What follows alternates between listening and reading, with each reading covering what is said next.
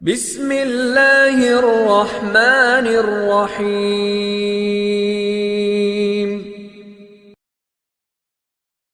بسم اللہ الرحمن الرحیم الحمد للہ وکفا والصلاة والسلام علی سیدنا المصطفیٰ وعلى آلہ الطیبین الطاہرین الاولیاء وعلى آلہ واصحابہ واہل بیتہ ورفقاء اما بعد فاعوذ باللہ السمیع العلیم من الشیطان الرجیم بسم اللہ الرحمن الرحیم شہد اللہ انہ لا الہ الا هو والملائکۃ وأولو العلم قائما بالقسط آمنت باللہ صدق اللہ مولانا العظیم ان اللہ وملائکتہ یصلون علی النبی بالکل سادی کرو لکھو ختم یا ایہا الذین آمنوا صلوا علیہ وسلموا تسلیما الصلاة والسلام علیک یا سیدی یا رسول اللہ وعلی آلک واصحابک یا سیدی یا حبیب اللہ۔ انتہائی واجب الاحترام ذوی الاحتشام احباب ذی وقار، رب ذوالجلال کا احسان عظیم جس مالک کائنات نے جمعۃ المبارک کی عظیم الشان ساعتیں اپنی بارگاہ اقدس میں گزارنے کی توفیق عطا کی، خلاق لم یزل ہم سب کی ان ارادتوں، چاہتوں، عقیدتوں، مودتوں کے سلسلوں کو اپنی بارگاہ عالی شان میں قبول و منظور فرمائے، ہم سب کے لیے ذریعہ نجات اور بخشش و مغفرت کا وسیلہ فرمائے۔ آج ہماری گفتگو کا عنوان سیدنا حضرت امام محمد بن اسماعیل المعروف امام بخاری رحمۃ اللہ تعالی علیہ کے حوالہ سے ہے۔ خلاق لم یزل ہمیں اپنے اکابرین کی زندگی کے مطابق اپنی زندگیوں کو بسر کرنے کی توفیق عطا فرمائے۔ جس طرح آپ نے لاجواب، بے مثال، خوبصورت زندگی بسر کی خلاق لم یزل ہمیں بھی ایسی نیکیوں والی، اخلاق والی، امن و آشتی والی، عافیت اور آسودگی والی بہترین زندگی نصیب فرمائے۔ ہمارے احبا، ہمارے اقارب، ہماری اولادوں بلکہ ہماری نسلوں کے حق میں بھی یہ دعائیں قبول و منظور فرمائے۔ سیدنا حضرت امام محمد بن اسماعیل یعنی امام بخاری رحمۃ اللہ تعالی علیہ 194 ہجری 13 شوال المکرم کو نماز جمعہ کے بعد آپ کی ولادت باسعادت ہوئی اور 62 سال کی کم و بیش عمر مبارک گزار کر آپ رحمۃ اللہ تعالی علیہ نے 256 ہجری کے اندر وصال فرمایا۔ آپ کی یہ 62 سالہ زندگی اور آپ کا یہ حیات مبارکہ کا دور انتہائی نیکیوں والا، سعادتوں والا، علم کی خدمت اور دین کی اشاعت، بالخصوص کریم آقا صلی اللہ علیہ وآلہ وسلم کی احادیث طیبات کی خدمت میں زندگی کے ایک ایک لمحے کو بسر کرنے کا آپ رحمت اللہ تعالی علیہ کو شرف حاصل ہوا۔ بہت کم ایسے محدثین ہیں جن کو اتنا عظیم رتبہ اور بلند و بالا مقام اور مرتبہ حاصل ہوا ہے۔ آپ رحمت اللہ تعالی علیہ کے فضائل و مناقب میں ایک بات یہ بھی شامل ہے کہ آپ رحمت اللہ تعالی علیہ کے والد گرامی بھی انتہائی محترم، معظم، اکابرین علماء حدیث میں سے شمار ہوتا تھا۔ آپ کے والد عظیم اور بہت بڑے محدث تھے، اور آپ رحمت اللہ تعالی علیہ آپ کے بیٹے بھی عظیم محدث تھے، یعنی آپ رحمت اللہ تعالی کا جو خاندان ہے وہ بڑا عظیم خاندان ہے۔ آپ رحمت اللہ تعالی علیہ کے والد گرامی یعنی ابراہیم، ان کے والد گرامی یعنی مغیرہ، وہ آگ کی پوجا کرنے والے لوگ تھے. بخارا کے حاکم کے ہاتھ پر آپ کے دادا نے اسلام قبول کیا اور پھر اس کے بعد یہ پورا خاندان، عظیم خاندان، علم دوست اور احادیث طیبات کا خادم اور دین متین کے لیے بڑی سے بڑی قربانی پیش کرنے والا یہ خاندان اپنی مال، دولت، حسب، حتیٰ کہ ہر چیز کو دین کی راہ پر جنہوں نے قربان کیا اور لوٹا دیا، اسلام کے شجر کی آبیاری کی اور جس طرح لوگوں کی خدمت کی، یہ آپ رحمت اللہ تعالی علیہ کے حصہ کے اندر اللہ تعالیٰ نے آپ کو یہ نصیب کیا. اور حضرت سیدنا امام محمد بن اسماعیل بخاری رحمت اللہ تعالی علیہ، آپ کے پردادا جب ایمان لے کر آئے، اسلام قبول کیا، تو پھر یہ خاندان جس طرح احادیث طیبات کے حصول کے لیے دور دراز لمبے سفر کیے، نہ صرف ایک شہر سے دوسرے شہر بلکہ ایک ملک سے دوسرے ملک، پھر آگے ملک و ملک پھر کر دین کی اشاعت کرتے رہے، تبلیغ کرتے رہے، علم دین کو حاصل کیا، یہاں تک کہ سیدنا حضرت امام محمد بن اسماعیل یعنی امام بخاری رحمت اللہ تعالی علیہ آپ کی ولادت باسعادت ہو گئی. آپ رحمت اللہ تعالی علیہ بچپن کے اندر، یعنی ابھی آپ کی عمر مبارک تقریباً 7 سال یا 8 سال عمر مبارک تھی، جس وقت اللہ تبارک و تعالی نے آپ پر یہ مہربانی فرمائی کہ اتنی مختصر اور چھوٹی سی عمر کے اندر، 7 یا 8 سال کی عمر کچھ زیادہ عمر نہیں ہوتی، اس چھوٹی عمر میں، مختصر عمر مبارک میں اللہ سبحانہ و تعالی نے اتنی برکتیں رکھی اور آپ کے یہ 7 سال کی عمر کے اندر آپ اتنے بابرکت ثابت ہوئے کہ آپ خود فرماتے ہیں کہ 7 سال کی عمر میں آپ رحمت اللہ تعالی علیہ کو نبی مکرم، نور مجسم، شفیع دو عالم صلی اللہ علیہ وآلہ وسلم کی 70,000 احادیث طیبات زبانی یاد تھی. 7 سال کی عمر میں 70,000 احادیث طیبات ازبر تھی اور اس انداز میں یاد تھی، یوں ازبر تھی کہ جس طرح میں مثال دیتا ہوں، آپ نے اور میں نے ہزاروں مرتبہ سورہ فاتحہ پڑھی ہوگی، لیکن بعض اوقات ہمیں یہ گننا پڑتا ہے کہ آیات کتنی ہیں. ہمیں گننا پڑے گا کہ اہدینا، مثال دے رہا ہوں، لفظ اہدینا کتنے نمبر پر لفظ آیا ہے. ہمیں گننا پڑے گا الحمد للہ رب العالمین الرحمن الرحیم مالک یوم الدین ایاکا نعبد و ایاکا نستعین اہدی. ہمیں شمار کرنا پڑے گا. میں اگر آپ سے پوچھوں، میں نے اور آپ نے مجھ سے سوال کرے کہ مولانا یہ بتائیے کہ الصراط المستقیم کتنے نمبر پر لفظ آیا ہے سورہ فاتحہ میں؟ ہزاروں مرتبہ آپ نے پڑھی ہے، دن میں 5 مرتبہ کم از کم آپ تلاوت کرتے ہیں، بلکہ 20 مرتبہ آپ دن میں تلاوت کرتے ہیں. یہ بتائیں تو میں شاید نہ بتا سکوں، نہ بتا سکوں گا. آپ سے کوئی سوال کرے آپ نہیں بتا سکیں گے. 70,000 احادیث طیبات امام محمد بن اسماعیل امام بخاری رحمت اللہ تعالی کو 7 سال کی عمر مبارک میں اس انداز کے ساتھ یاد تھی کہ آپ رحمت اللہ تعالی علیہ احادیث طیبات کے الفاظ تک کو پہچانتے اور جانتے تھے کہ کون سا لفظ اس 70,000 احادیث میں آیا ہے اور کون سا نہیں آیا، اور کس مقام پر کون سا لفظ آیا ہے، پہلے نمبر پر کون سا ہے، دوسرے نمبر پر کون سا ہے، تیسرے نمبر پر کون سا ہے.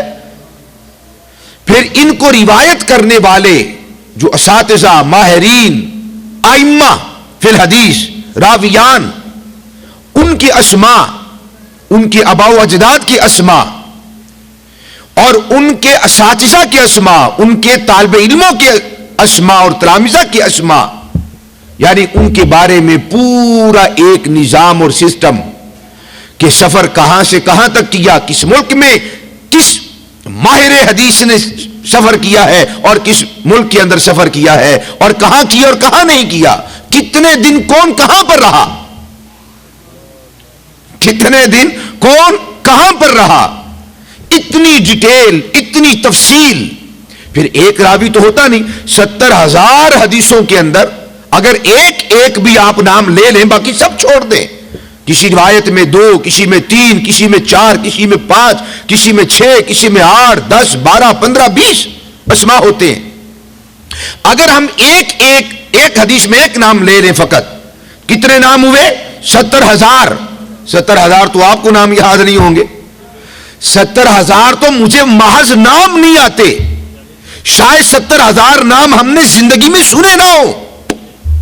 تو آپ اندازہ لگائیے 7 سال کی عمر مبارک میں اللہ سبحانہ و تعالی نے حضرت امام محمد بن اسماعیل یعنی امام بخاری کو اتنا حافظہ، اتنی وسعت اور آپ کو اتنا کمال عطا فرمایا تھا۔ بتائیے یہ کرامت نہیں تو کیا ہے؟ کرامت فقط پانی پہ چلنے کا نام ہے؟ کیا کرامت ہواؤں میں اڑنے کا نام ہے؟ یہ ہے کرامت۔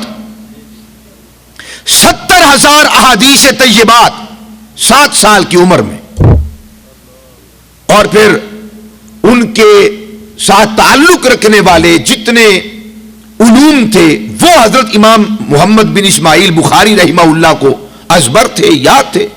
آپ فرماتے ہیں فَأَلْهَمَهُ اللَّهُ حِفْظَ الْحَدِيثِ، اللہ سبحانہ و تعالی نے میرے دل میں القاء کر دیا، الہام کر دیا کہ میں نبی پاک صلی اللہ علیہ وسلم کی احادیث کو یاد کروں۔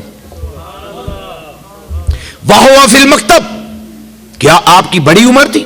کیا زندگی گزار دی تھی؟ نہیں، وَهُوَ فِي الْمَكْتَبِ، فرماتے ہیں کہ ابھی حضرت امام محمد بن اسماعیل امام بخاری مکتب کے اندر تھے۔ مکتب اس مدرسہ کو کہا، یہ کسی کالج، یونیورسٹی یا بڑے جامعہ کا نام نہیں ہے مکتب۔ مکتب کہتے ہیں چھوٹے بچوں کا جو مدرسہ ہوتا ہے، مکتب کہتے ہیں چھوٹے بچوں کا مدرسہ۔ فرماتے ہیں وَهُوَ فِي الْمَكْتَبِ، ابھی وہ چھوٹے بچوں کے مدرسہ میں یعنی مکتب کے اندر پڑھتے تھے۔ انہو کانا یحفظو وہو صبی، جب انہوں نے حضور نبی پاک صلی اللہ علیہ وسلم کی احادیث کو یاد کرنا شروع کر دیا، وہو صبی، ابھی چھوٹے تھے، نابالغ تھے۔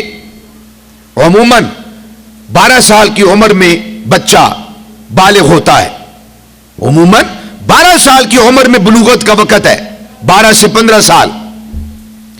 ابھی آپ بالغ نہ ہوئے تھے، بچے تھے ابھی، چھوٹے نابالغ۔ 70,000 حدیث سردن، فرماتے ہیں اللہ تعالیٰ نے 70,000 احادیث طیبات کو میرے سینے کے اندر محفوظ کر دیا تھا۔ 70,000 حدیثیں کتنی عمر میں؟ 7 سال کی، محض 7 سال کی عمر میں 70,000 احادیث طیبات آپ کو یاد تھی۔ پھر آپ نے حدیث رسول کے اندر جو خدمات پیش کی، اور بالخصوص معروف کتاب صحیح بخاری شریف، میں یہ سمجھتا ہوں کہ یہ صحیح بخاری جو نبی پاک صلی اللہ علیہ وسلم کے افعال، اقوال، اعمال، تقریرات، اور پھر اسی طرح صحابہ اکرام علیہم رضوان کے افعال، اقوال، اعمال، آثار، پھر اس کے بعد تابعین کے اقوال، افعال، اعمال، پھر اس کے بعد تبع تابعین کے اقوال، افعال، اعمال، پھر اس بخاری شریف کے اندر جو حضرت امام محمد بن اسماعیل البخاری رحمہ اللہ نے تحریر فرمائی، پھر اس کے اندر بے شمار علوم ہے، بے شمار علوم ہے اس کے اندر، نحو کا علم اس کے اندر، صرف کی ابحاث اس کے اندر، بلاغت کی ابحاث اس کے اندر، معانی کے اور آداب اور جتنے علوم، بے شمار علوم کا ذکر صحیح بخاری شریف کے اندر موجود ہے۔ آپ رحمت اللہ تعالی علیہ نے اس کا مکمل جو نام رکھا وہ ہے الجامع المسند الصحیح المختصر من امور رسول اللہ صلی اللہ علیہ وآلہ وسلم من ایامہ و سننہ، کریم آقا علیہ الصلوۃ والسلام کے روز و شب کے حالات و سننہ و ایامہ، جو آپ کی سنن، آپ کے طریقے، آپ کے اعمال، افعال، تقریرات، روز و شب کے آپ کے زندگی گزارنے کے معمولات، ان کو انتہائی اختصار کے ساتھ انتہائی اختصار کے ساتھ. اور وہ احادیث اور وہ اعمال اور وہ معمولات جو ثابت ہیں، جو صحیح ہیں، جو درست ہیں، جو قابل التفات ہیں، ان کو جمع کیا تو نام رکھا الجامع المسند الصحیح المختصر من امور رسول اللہ صلی اللہ علیہ وسلم و سننہ و ایامہ. یہ صحیح بخاری شریف کا پورا نام ہے، یہ پورا نام ہے.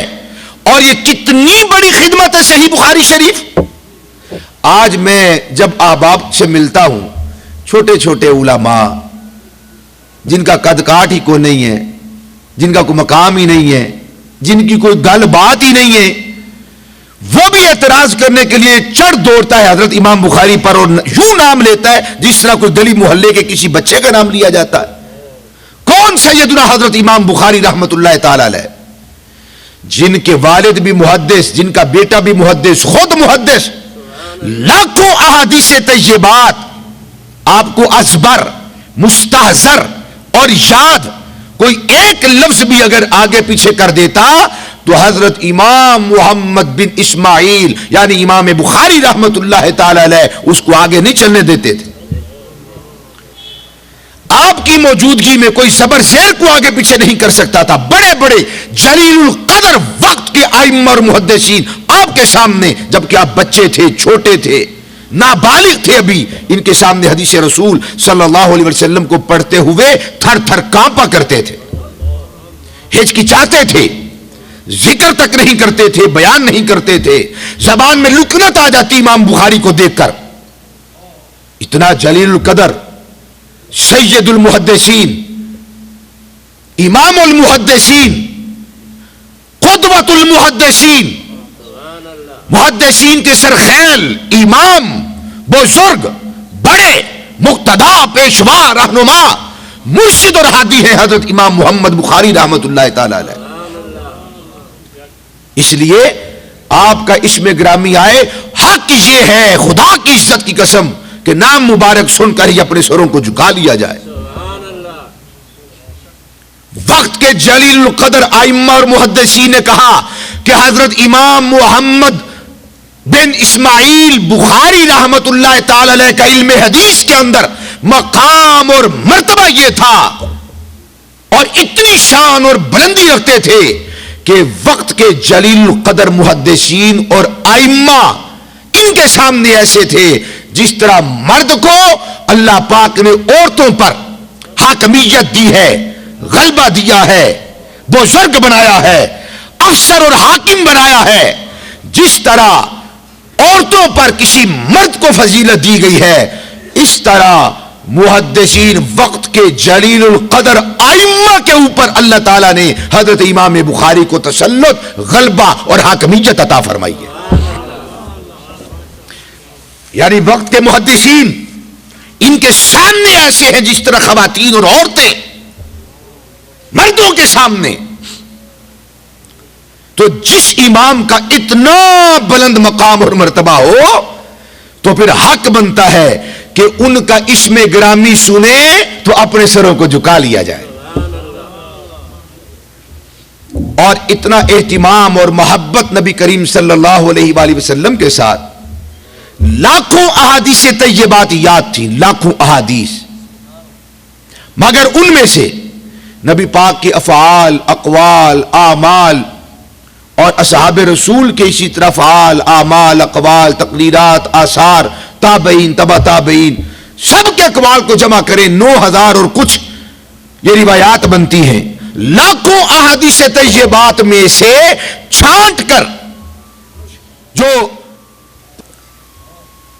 یہ ایک صحیح بخاری شریف الجامع المسند الصحیح المختصر من امور رسول اللہ صلی اللہ علیہ وسلم و سننہ و ایامہ، یہ مختصر کتاب نقل کی. تو میں عرض کر رہا تھا کہ بڑے بڑے اس وقت بھی خود کو کچھ سمجھنے والے بھی امام محمد بن اسماعیل بخاری نے جو کتاب لکھی ہے، کتاب پڑھنا تو دور کی بات ہے، صحیح سے ڈھنگ سے نام پڑھنا نہیں آتا. تو ان کا نام لیتے ہوئے تعظیم دل کے اندر آنی چاہیے، احترام آنا چاہیے. اور معلوم ہونا چاہیے کہ وہ کس جلیل القدر وقت کے امام کا ذکر کر رہا ہے.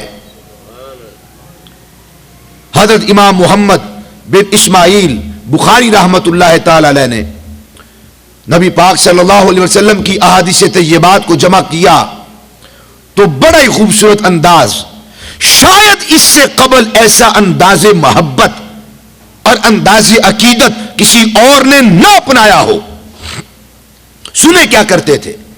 جب بھی کریم آقا علیہ الصلوۃ والسلام کی کسی حدیث پاک کو اپنی اس جامع میں، مسند میں، صحیح میں، مختصر میں اور اپنی اس کتاب یعنی بخاری شریف کے اندر نقل کرنا ہوتا، لکھنا ہوتا، تو آپ غسل فرماتے، پاکیزگی اختیار کرتے، پھر رب ذوالجلال کے حضور دو گانا ادا کرتے، شکر بجا لاتے کہ اس نے یہ توفیق عطا فرمائی، اس قابل بنایا کہ امام الانبیاء صلی اللہ علیہ وآلہ وسلم کی احادیث طیبات کو لکھنے کے قابل بنا دیا ہے. یہ ادب ہے ان کے دل کے اندر، یہ عشق ہے ان کی نگاہ کے اندر، یہ وسعت ہے، یہ پیار ہے. خدا کی عزت کی قسم رسول پاک سے پیار کرنا آسان کام نہیں ہے. یہ مردوں کا کام ہے، عقل مندوں کا کام ہے، باشعور باحیا لوگوں کا کام ہے. کوئی اٹھ کے اس کے اوپر چیلنج کرنا شروع کر دے، جی یہ بدعت ہے. کیا رسول پاک جب کچھ ارشاد فرماتے تھے تو غسل جا کے کرتے تھے؟ نہیں، ایسا نہیں ہے. کیا احادیث رسول جب صحابہ سنتے تھے تو کیا ہر بات سننے سے پہلے غسل کرتے تھے؟ نہیں کرتے تھے. جب آگے روایت کرتے تھے تو کیا اس وقت وہ غسل کرتے تھے؟ نہیں کرتے تھے. سمجھ آ رہی بات آپ کو؟ تو کیا امام بخاری تبع تابعین سے بڑے عاشق ہیں؟ تابعین سے بڑے عاشق ہیں؟ صحابہ کرام علیہم رضوان سے بڑے عاشق ہیں؟ یہ اعتراض آئے گا نا کہ تم نبی پاک صلی اللہ علیہ وسلم کا ذکر کرتے ہو یا سنتے ہو، محبت میں وجد کرتے ہو اور اپنے انگوٹھے چوم کے آنکھوں کے ساتھ لگا لیتے ہو. کیا تبع تابعین نے کیا؟ کیا تابعین نے کیا؟ کیا صحابہ نے کیا؟ کہ یہ عمل تواتر کے ساتھ ثابت ہے؟ جی نہیں ثابت، تواتر کے ساتھ ثابت تو نہیں ہے. حضرت سیدنا خلیفہ بلا فصل امیر المومنین ابو بکر صدیق رضی اللہ تعالی عنہ کا عمل مبارک ہے، ضعیف اقوال سے ثابت ہے. اور نہیں جی تواتر بتاؤ، جی نہیں تواتر تو نہیں ہے. کیا تم پھر بڑے عاشق ہو؟ اعتراض کرتے ہیں کہ نہیں کرتے؟ عقل کے اندھو، محبت جب کی جاتی ہے تو اسلام، آئین، قانون، شریعت اور اخلاق کے دائرے کے اندر رہ کر خدا کی عزت کی قسم پھر بے لگام کی جاتی ہے. شریعت کی حد کو عبور نہ کیا جائے، مذہب کو عبور نہ کیا جائے، دین رسول کی باؤنڈری کو کراس نہ کیا جائے. اس دائرے کے اندر رہ کر، اس سرکل میں رہ کر، اس رنگ کے اندر رہ کر اگر حضور سے کوئی محبت، کوئی پیار، کوئی عشق کرتا ہے، وہ وجد کے ساتھ حضور کا نام لیتا ہے، کوئی کانپنے لگ جاتا ہے، کوئی تڑپنے لگتا ہے، کوئی بھڑکنے لگتا ہے، خدا کی عزت کی قسم اس پر دلیل کی ضرورت نہیں ہے. حضور سے پیار کرو تو بے حساب پیار کرو. حضرت امام بخاری فرماتے ہیں ما وضعت فی کتاب الصحیح حدیثا الا اغتسلت قبل ذلك وصلیت رکعتین. فرماتے ایک نبی پاک کا فرمان میں نے اس کتاب کے اندر نقل نہیں کیا مگر جب بھی لکھتا پہلے غسل کرتا.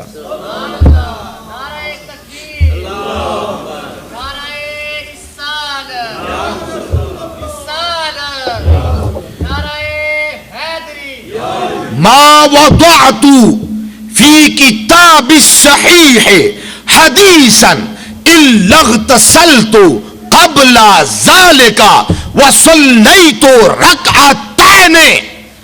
کہتے جب بھی نبی پاک صلی اللہ علیہ وسلم کی حدیث پاک اپنی کتاب کے اندر درج کرنے لگتا تو پہلے جا کے غسل کرتا، پھر 2 گانا ادا کرتا. یہ 2 کام کرنے کے بعد پھر نبی پاک صلی اللہ علیہ وسلم کا ایک فرمان نقل کرتا.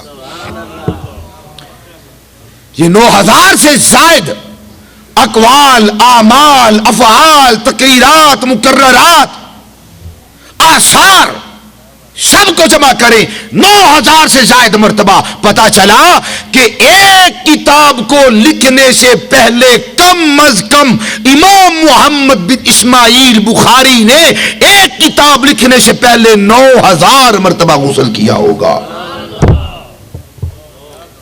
کس حدیث میں آیا کہ میری بات کو، حدیث رسول کو بیان کرنے سے پہلے غسل کرو؟ امام بخاری کا نام لینے والوں میں سوال کرتا ہوں، کوئی جھگڑا نہیں ہے، کوئی فساد نہیں ہے، معاملے کو، بات کو سمجھانا ہے، دل میں ڈالنا مقصود ہے.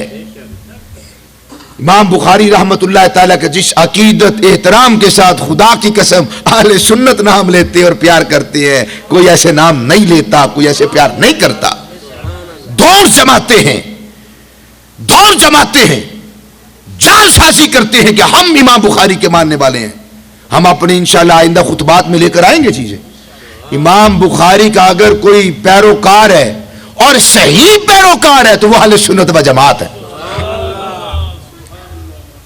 کوئی حدیث نہیں، کوئی قرآن کی آیت نہیں، کسی صحابی کا عمل نہیں، تابعی کا عمل نہیں کہ وہ حدیث رسول صلی اللہ علیہ وسلم کو بیان کرنے سے پہلے جا کر پہلے غسل کرے پھر آ کر بیان کرے. نہ سننے والوں نے کبھی ایسے کیا، نہ بیان کرنے والوں نے ایسے کیا. امام بخاری نے اس عمل مبارک اور عمل خیر کی ابتدا کی کہ حدیث رسول صلی اللہ علیہ وسلم کو لکھنے کے لیے اتنا اہتمام کیا. اور یہ بھی آپ کو بتا دوں، یہ جو انہوں نے کشید کیا تھا طریقہ، یہ انہوں نے اپنے استاد گرامی اور اپنے والد کے استاذ سیدنا حضرت امام مالک رحمت اللہ تعالی سے اخذ کیا تھا. یہاں سے یہ بات بھی سمجھ میں آئی کہ جی وہ بزرگوں کے نقش قدم پہ ایسے چلنے لگ جائیں کوئی دلیل بھی نہ ہو. وہ بولو تو صحیح سبحان اللہ. امام بخاری چلے اور حضرت امام مالک سے زیادہ اہتمام کیا.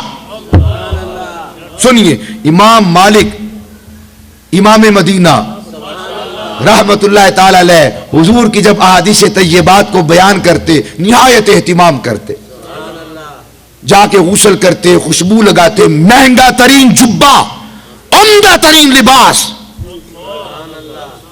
پہن کر. اگر آج مولوی پہنے تھے لوگ کی گلا یہ پتہ نہیں کتوں لے آئے نے، ساڑھے تو ودیا پاندا ہے کپڑے. عمدہ ترین لباس کہ لوگوں کی آنکھوں کو، نگاہوں کو خیرہ کر دیتا. میں تو کہتا ہوں بجلیاں گراتا ہوگا. اتنا اہتمام کرنے کے بعد پھر مسند لگتی، خوشبو کو سلگایا جاتا، پھر احادیث رسول کا درس دیا جاتا.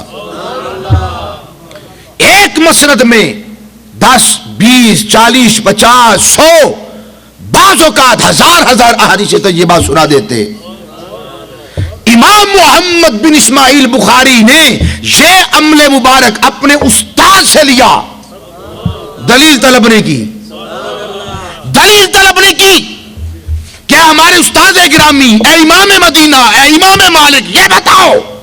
احادیث تو صحابہ بھی بیان کرتے تھے، مسند تو ان کی بھی لگتی تھی، مصلے تو ان کے بھی بچتے تھے، اور دیوانہ وار پروانہ وار لوگ ان کے پاس آ کے اکتساب فیض کرتے تھے. کیا وہ درس دینے سے پہلے نہاتے تھے، غسل کرتے تھے، خوشبو لگاتے تھے، جبہ پہنتے تھے، یوں اتنا اہتمام کرتے تھے؟ دلیل نہیں پوچھی، دیکھا کہ ہمارے استاذ، ہمارے امام مدینہ کا عمل ہے، عاشق رسول اور محدث کا عمل ہے اور فقیہ کا عمل ہے. امام محمد بن اسماعیل نے اس کو کم نہیں کیا، اس کار خیر کے اندر اور اضافہ کر دیا. امام مالک ایک درس، ایک نشست کے لیے غسل کرتے تھے، امام بخاری ہر حدیث کے لیے غسل کرنے لگے. ما وضعت فی کتاب الصحیح حدیثا الا اغتسلت قبل ذلك وصلیت رکعتین.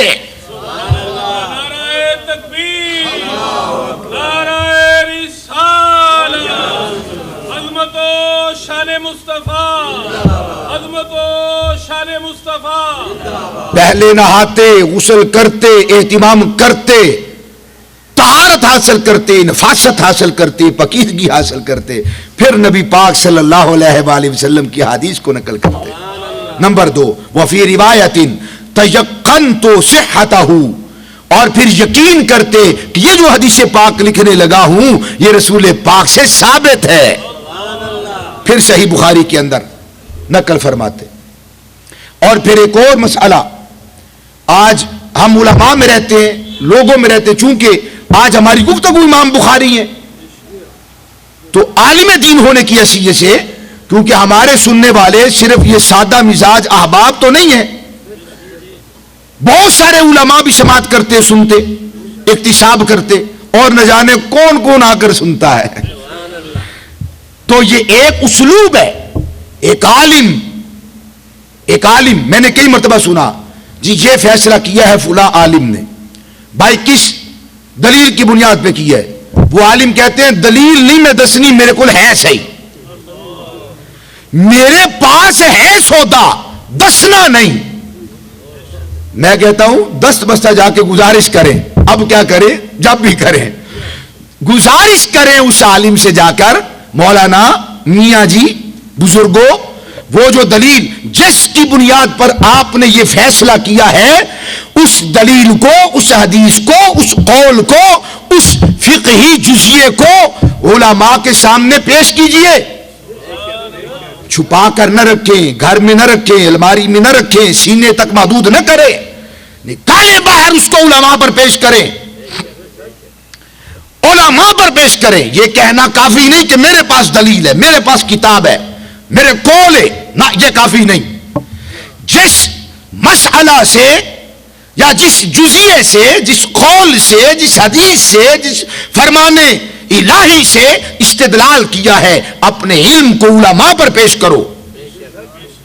اگر علماء کہیں کہ یہ اس پائے کی دلیل ہے کہ اس پر عمل کیا جائے اور اس سے مسئلے کو لیا جائے، ثابت کیا جائے، اگر علماء مہر ثبت کر دیں، پھر اس قول کو، پھر اس جزیے کو قبول کر لیا جائے گا. ورنہ وہ مسئلہ اس قول یا حدیث یا فرمان سے اگر ثابت نہیں ہوتا تو اس مسئلہ کو ثابت نہیں کیا جا سکتا. امام بخاری رحمۃ اللہ تعالی نے جب کتاب لکھی تو چھپا کے نہیں رکھ دی، اپنے کابرین پر پیش کیا، بزرگوں پر پیش کیا، محدثین پر پیش کیا، ائمہ پر پیش کیا، اور اس فن کے ماہرین پر پیش کیا کہ حضرت یہ میں نے کتاب لکھی ہے.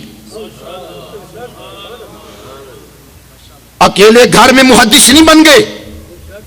میں یوٹیوب پر ایک صاحب کو سنا تھا، وہ کہتا میں بخاری کو چیلنج دیتا ہوں، میں بخاری کو چیلنج. ذات دی کوڑ کلی تے چھتیرا نو جبے. یہ میں نے قاری عرفان صاحب سے بھی سنا. اس لیے بھائی اسے علماء پر پیش کرو، ائمہ پر پیش کرو، مفتیان عظام پر پیش کرو. میں نے ایک درس میں کہا تھا ہمارا بھی حق نہیں بنتا کہ ہم فتویٰ دیں. فتویٰ وہ دے جو اس میدان کا کھلاڑی ہے، جو اس میدان کا ماہر ہے. جب ہم صحیح معنوں میں فتویٰ جاری نہیں کر سکتے تو مجھے بتائیے جو پیچھے کھڑے ہونے والے ہیں وہ کس منہ سے فتوے ثابت کرتے ہیں؟ فتوے لگا دیں یہ جائز ہے، یہ ناجائز ہے، چھوڑو جی، یہ کرو جی. دین رسول کا مذاق مت اڑائیں. جو ایک چین، ایک سند، ایک طریقہ ہے، جس طریقے سے یہ علم دین ہم تک پہنچا ہے اسے آگے مت بڑھیں، اسے کراس مت کریں، جری نہ ہو اس پر. حضرت امام بخاری نے، حضرت امام ابو جعفر اکیلی رحمہ اللہ بیان کرتے ہیں جب آپ نے الجامع المسند الصحیح المختصر من امور رسول اللہ صلی اللہ علیہ وسلم و سننہ و ایامہ، یعنی صحیح بخاری کو مرتب کیا، تو اس کتاب کو لکھنے کے بعد آپ سیدنا حضرت امام احمد بن حنبل کے دربار میں حاضر ہوئے اور ان کی بارگاہ میں کتاب کو پیش کیا.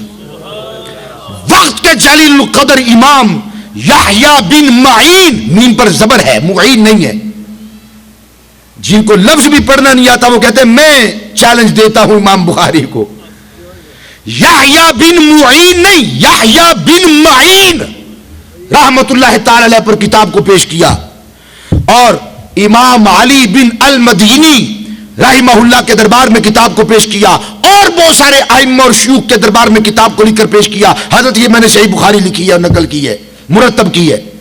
جب انہوں نے دیکھا فاستحسنوہ، انہوں نے کہا اے محمد بن اسماعیل تم نے رسول پاک کی احادیث کو جمع کرنے کا حق ادا کر دیا ہے. نعرہ تکبیر، نعرہ رسالت، نعرہ حیدری، نعرہ حیدری. فاستحسنوہ، بہت اچھا تم نے تحسین کی، خوبصورتی بیان کی. اور اس کتاب کی تحسین کے بعد وَشَاهِدُوا لَهُ بِالصِّحَّةِ، اس کتاب کی صحت صحیح ہونے کی مہر لگا دی اور مہر ثبت کر دی، اور گواہی دی ان ائمہ نے کہ صحیح بخاری واقعی صحیح ہے، صحیح بخاری بالکل صحیح ہے. گواہی ثبت کر دی انہوں نے، اور اس کی توثیق کی، تصحیح کی، شہادت دی. تو ہمارے ائمہ کا اسلوب اور طریقہ یہ تھا کہ جب کوئی کتاب نقل کرتے تو اجازت لیتے، خطابت آ جاتی تو اجازت لیتے، تقریر کرنی آ جاتی تو باقاعدہ شرف تلمس اختیار کر کے اپنے اساتذہ وقت کے ائمہ سے اجازت لیتے کہ ہمیں تقریر کرنے کی اجازت ہے. میں نے جیسے پہلے عرض کیا 7 سال کی عمر میں 70,000 احادیث طیبات امام بخاری کو یاد تھی. 11 سال کی عمر مبارک میں وقت کے جلیل القدر ائمہ کی صفوں کے اندر آپ کا مقام اور مرتبہ پیدا ہو چکا تھا. اس فن کے ماہرین ان کے سامنے حدیث کو بیان کرتے ہوئے زبان میں لکنت آ جاتی، لڑکھڑا جاتے، ڈر جاتے کہ بخاری آ گیا ہے. 11 سال کا بچہ. اور ان کے استاذ جب کہیں جاتے کوئی کتاب لکھتے تو کتاب 11 سال کے نوجوان کو دیتے، بیٹے یہ کتاب لیں اور ہماری غلطیاں صحیح کر دیں. وہ ہے سیدنا حضرت امام محمد البخاری رحمت اللہ تعالی علیہ. ہم تو وہ کہتے ہیں جی خواب خرگوش سونا، بے لگام ہو کے سو جانا اور بے خبر ہو کر سو جانا اور غافل ہو کر سو جانا. امام بخاری کا انداز کیا تھا بچپن کے عالم میں، حالت میں، اور پھر یہی کیفیات عالم شباب میں رہی، پھر عالم بزرگی کے اندر بھی آپ کا یہی طریقہ کار رہا. رات کو سوتے تو ایک رات میں 20 مرتبہ اٹھتے، آنکھیں سو جاتی، دل جاگتا رہتا، اور حدیث رسول کے میدان کے اندر امام بخاری چکر لگاتے رہتے، سرگرداں رہتے، سوئے ہوئے بھی مسائل کو تلاش کرتے رہتے، سوئے ہوئے بھی مسائل کو تلاش کرتے. اور پھر جیسے آنکھ کھلتی وضو کرتے، اور جو فوائد، جو نکات آپ پر الہام ہوتے، سوئے ہوئے الہام ہوتے، ان کو علماء فرماتے ہیں آنکھیں سوتی تھی امام بخاری کی، دل بیدار رہتا تھا. اب صبح اٹھ کے کہہ رہے ہوتے ہیں میاں بیوی تم بڑے خراٹے مارتے ہو، وہ کہتی ہے تینوں اپنے کا نہیں پتا. بے خبر ہو کر سو گئے، غافل ہو کر سو گئے، کیا ہو رہا ہے کوئی پتہ ہی نہیں. ہماری مرضی سے چور نے 27 ٹوٹیاں اتار لی اینٹیں مار مار کر، 28ویں پہ جا کے پتا چلا. امام بخاری کا اسلوب اور انداز تعلیم و تعلم کیسا تھا. قد کان البخاری یستیقظ فی اللیلۃ الواحدۃ من نومہ فیوری السراج. امام بخاری رات کو ایک رات میں جاگتے اپنی نیند سے اور چراغ کو جلاتے، روشن کرتے. وَيَكْتُبُ الْفَائِدَةَ تَمُرُّ بِخَاطِرِهِ، دل کے اندر جو القاء اور الہام ہوتے، نکات، فوائد، احادیث قرآن کے، رات کو چراغ جلاتے اور ان نکات اور فوائد کو لکھ لیتے. ثم یطفئ سراجہ، پھر چراغ کو بجھا دیتے، پھر سو جاتے. ثم یقوم مرۃ اخرى، پھر تھوڑی دیر سوتے، کوئی القاء ہو جاتا، کوئی نکتہ، کوئی فائدہ، پھر بیدار ہوتے، چراغ جلاتے، وضو کرتے، حدیث رسول کو لکھ لیتے، نکات لکھ لیتے، فوائد لکھ لیتے، پھر سو جاتے. پھر تھوڑی دیر کے بعد کوئی القاء ہوتا، الہام ہوتا، سوچتے رہتے سوئے ہوئے بھی. حتی کان یتعدد ذالک قریبا من 20 مرہ، ایک رات میں یہ عمل کم و بیش 20 مرتبہ ہوا کرتا تھا. ہم نماز فجر کو قضا کر دیتے ہیں کہ کون اٹھے جا کر وضو کرے. پڑھتے ہیں، پڑھنا مشکل نہیں ہوتا، بہت سارے احباب ہیں ان کے لیے نماز کوئی مسئلہ نہیں ہے، مسئلہ ہے ان کے لیے تو وضو مسئلہ ہے. امام بخاری رحمت اللہ تعالی علیہ جب آسائش اور راحت کا دور نہیں تھا، اس دور کے اندر بھی رات کو سوتے ہیں تو اس انداز میں کہ حدیث رسول صلی اللہ علیہ وسلم پر آپ کی توجہ فکر رہتی ہے، دل دھڑکتا ہے، پمپ کرتا ہے. تو حدیث رسول کی خدمت کے لیے، دین متین کے لیے، یہ اتنے بڑے امام ہیں، جاگتے ہوئے بھی حضور کی حدیث کی خدمت کی ہے، سوتے ہوئے بھی خدمت کی ہے، سوتے ہوئے بھی. اور پھر اسی کا فیض تھا. 17 سال کی عمر جب آپ کی ہوئی تو آپ نے فرمایا، قال البخاری رحمہ اللہ تعالی، فکرت البارحۃ فاذا انا قد کتبت فی مصنفاتی نحو من 200,000 حدیث مستندۃ. 17 سال کی عمر مبارک یہ سے کم تھی. کہتے ہیں میں نے ایک رات غور و فکر کیا، دہرایا، دور کیا، غور و فکر کیا، ایک رات دور کیا کہ مجھے کتنی احادیث میں نے لکھی ہیں.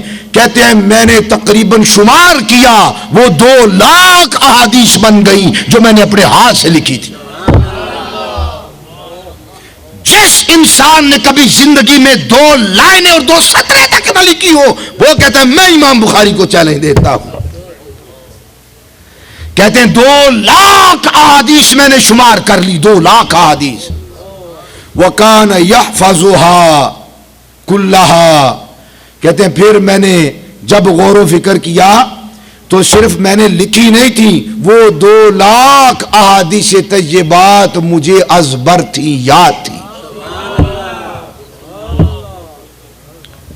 سمرقند میں تشریف لے کر گئے، لوگوں نے کہا ہمارے پاس آئیے، ادھر آ کر پڑھائیے. یہ پیچھے ایک پوری ایک سٹوری تھی.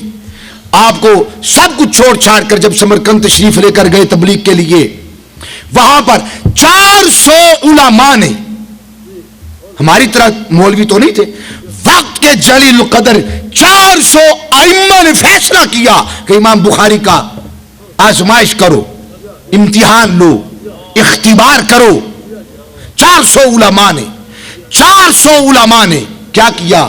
جو روایات ملک شام کے محدثین علماء بیان کرتے ہیں، جو یہ محدثین نام لیتے ہیں نا پہلے، فلاں نے فلاں سے نقل کیا، فلاں نے فلاں سے، اسے اسناد کہتے ہیں. عراقیوں کی اسناد شام کے محدثین کی بیان کردہ احادیث طیبات پر چسپاں کر دی، اور شام کے محدثین کے اسماء عراقیوں کی بیان کردہ احادیث پر چسپاں کر دی. ادھر کا نام ادھر کر دیا، ادھر کا نام ادھر کر دیا. یوں خلط ملط کر کے 400 وقت کے محدثین نے امام بخاری کا امتحان لیا اور ان پر پیش کی. امام بخاری سنتے رہے. چلو 2 نہیں یار، ایک حدیث لگا لو، یہ ذکر نہیں ہے کتنی حدیث بیان کی، ایک حدیث. ہر امام نے اگر ایک عالم نے ایک حدیث پیش کی ہو، نام بھی خلط ملط کر دیے ہوں، احادیث کے الفاظ کو آگے پیچھے کر دیا ہو، اور پھر امام بخاری 1 سے سنا، 2 سے سنا، 3 سے سنا، 4 سے سنا، 400 سے سنا. بخاری سر جھکا کے سنتے رہے. 400 علماء جب وہ خلط ملط کی ہوئی احادیث طیبات کی اسناد اور متون الفاظ کو پیش کیا گیا، 400 جب بیان کر چکے، پھر امام بخاری بولے داخلہ مرتن الى سمرقند، آپ سمرقند شریف لے کر آئے، فاجتمع به 400 من علماء الحدیث بها، 400 علماء جمع ہو گئے، فرکبوا له اسانید وادخلوا اسناد الشام فی اسناد العراق، ادھر کے نام ادھر کر دیے، ادھر کے نام ادھر کر دیے، وخلطوا الرجال فی الاسانید، نام بھی تبدیل کر دیے، باپ کا نام بیٹا بنا کے شو کر دیا، بیٹے کا نام باپ بنا کے شو کر دیا، وجعلوا متون الاحادیث علی غیر اسانیدها، اور ان کے متون جن پر وہ نام تھے نہیں وہ نام چڑھا دیے، اپنے سے لے آئے نام اور کہا جی فلاں نے فلاں سے فلاں نے فلاں سے سنا، وہ کہتا رسول اللہ نے یہ ارشاد فرمایا، حالانکہ انہوں نے روایت کی نہیں، وہ نام تھے نہیں۔ ثم قرؤوها علی البخاری، پھر امام بخاری پر 400 علماء نے اپنی تحقیقات کو سامنے رکھا، فرد کل حدیث الی اسنادہ، آپ نے سب سے پہلے احادیث کو علیحدہ کیا، پھر اسانید کو علیحدہ کیا، پھر حدیث جس سند کے ساتھ تھی اسے اس کے ساتھ جوڑا، ان کی غلط بیان کردہ احادیث کو اسانید کو سنا، پھر ترتیب کے ساتھ 400 علماء کے جوابات دیے، جس نے جو غلطی کی تھی اور جس نے جہاں پر امتحان لینا چاہا تھا اسے درست کیا، صحیح کیا، اور اسے کہا تم نے یوں پڑھا تھا، ایسے نہیں ہے، یہ تم نے غلطی کی تھی، یہ ایسے نہیں ہے، اب میں پڑھتا ہوں جیسے میں پڑھوں گا، متن بھی ویسا ہی ہوگا اور سند بھی ویسے ہوگی۔ وَقَوَّمَ تِلْكَ الْأَحَادِيثَ وَالْأَسَانِيدَ كُلَّهَا، تمام کی تمام اسانید کو احادیث کو صحیح کر کے درست کر کے ان کے علماء پر پیش کیا۔ وَمَا تَعَلَّقُوا عَلَيْهِ بِسَقْطَةٍ فِي إِسْنَادٍ وَلَا فِي مَتْنٍ، 400 علماء نے کہا اللہ کی عزت کی قسم امام بخاری نے کسی ایک مسئلہ کے اندر بھی غلطی نہیں کی، صحیح بیان کیا، وہ ہے امام بخاری رحمت اللہ تعالی علیہ۔ اور حدیث رسول سے اتنا شغف تھا، بعض علماء نے کہا پڑھ پڑھ کر بچپن کے اندر اتنا پڑھتے تھے، میں نے جیسے کہا 70,000 احادیث طیبات یاد کرنا، ان کو پڑھا تو ہوگا، پھر یاد کیا ہوگا، پھر سبحان اللہ، تو اتنا پڑھا ہوگا کہ آپ کی بنائی جاتی رہی۔ آج طالب علم کہتا ہے میرا پٹھا کھینچیا گیا، سر درد ہو رہا ہے، تجھے کیا پتا سر درد کس کو کہتے ہیں؟ بینائی ضائع ہو گئی اور چلی گئی پڑھ پڑھ کر۔ قد کان اصیب بصرہ وہو صغیر، آپ بچے تھے، چھوٹے تھے، آپ کی بنائی چلی گئی۔ فرأت امہ ابراہیم الخلیلہ، ماں بڑی پریشان تھی، روتی، دعائیں کرتی، آئیں برتی سسکیاں لیتی، یا اللہ میرا بیٹا وقت کا محدث بن رہا ہے، دستگیری فرما، بینائی کو لوٹا۔ ان کا رونا، آہو بکا، سسکیاں، اور رب ذوالجلال کے دربار میں آہو زاری اور کثرت کے ساتھ سجود۔ ماں کی جب دعا نکلتی ہے نا زبان سے، خدا کی قسم پھر عرش تک جاتی ہے۔ تو کیا ہوا؟ فرأت امہ ابراہیم الخلیلہ، رات ہوئی تو انہوں نے سیدنا حضرت ابراہیم خلیل اللہ کی زیارت کی خواب کے اندر۔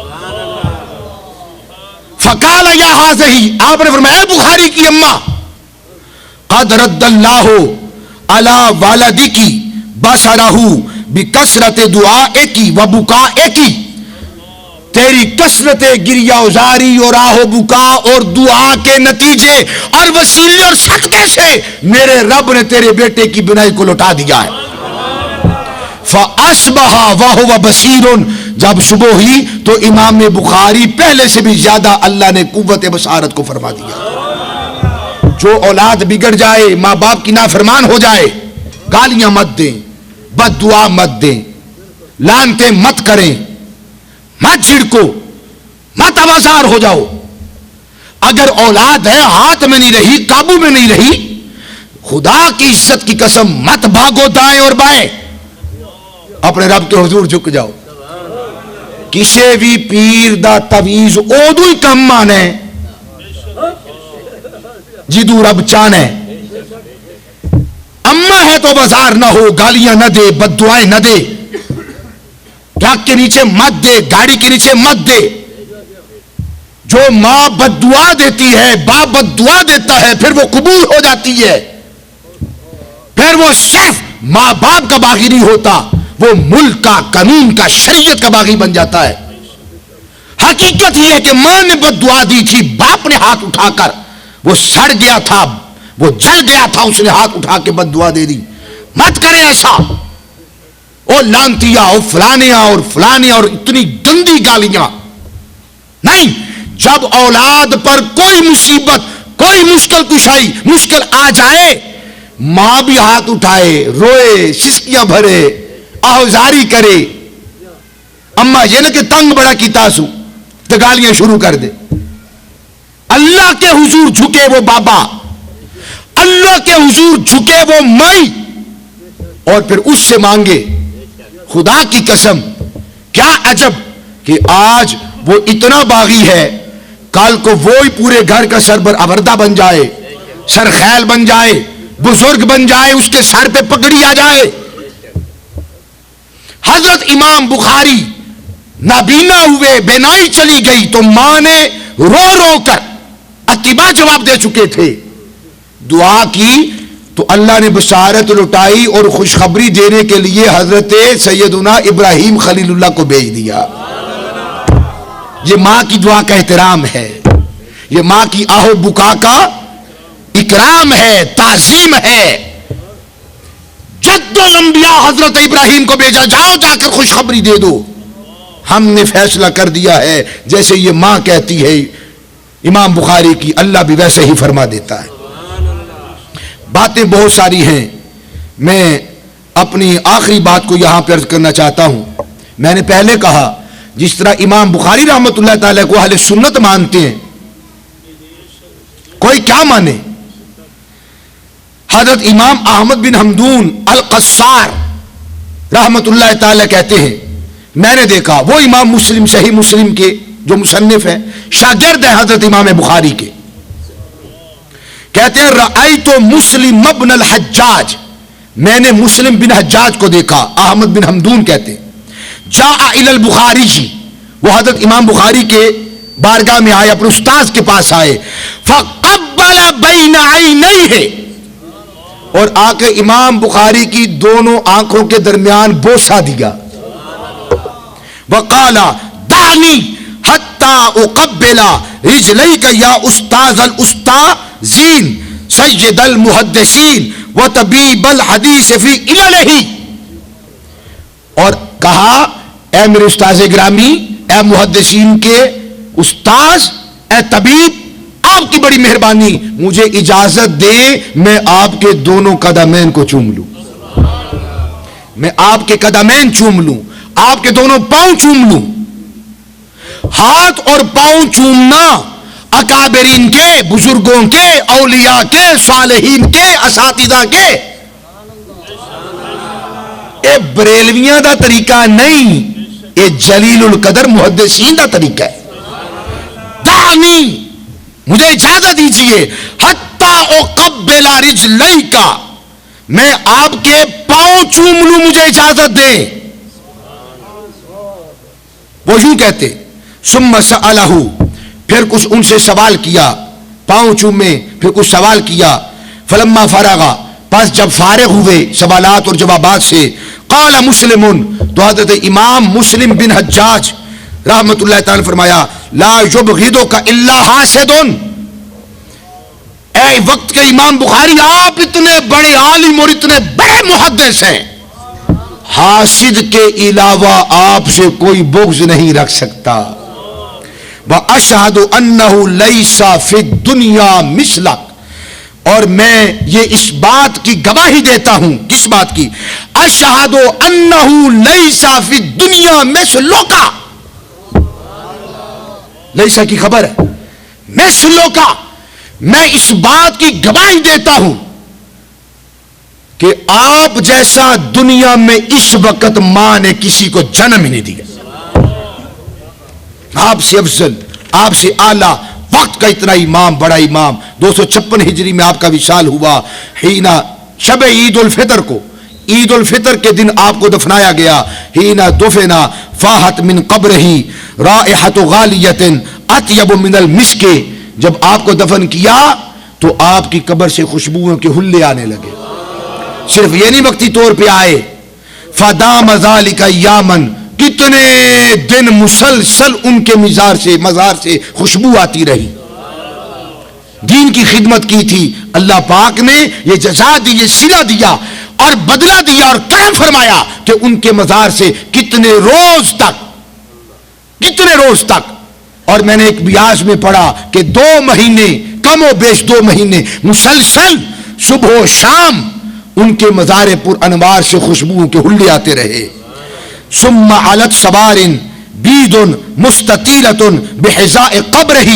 اور کیا ہوا کہ کچھ نور کے ستون نمودار ہوئے ان کے مزار سے لے کے آسمانوں تک.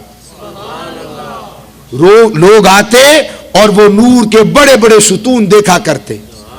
یہ قبولیت 62 سال کی عمر میں جو آپ نے تبلیغ اور خدمت دین کی، اور جس طرح لوگوں کے اندر شعور دلایا حدیث رسول صلی اللہ علیہ وسلم کا، وہ سیدنا حضرت امام بخاری، زندگی بڑی بابرکت.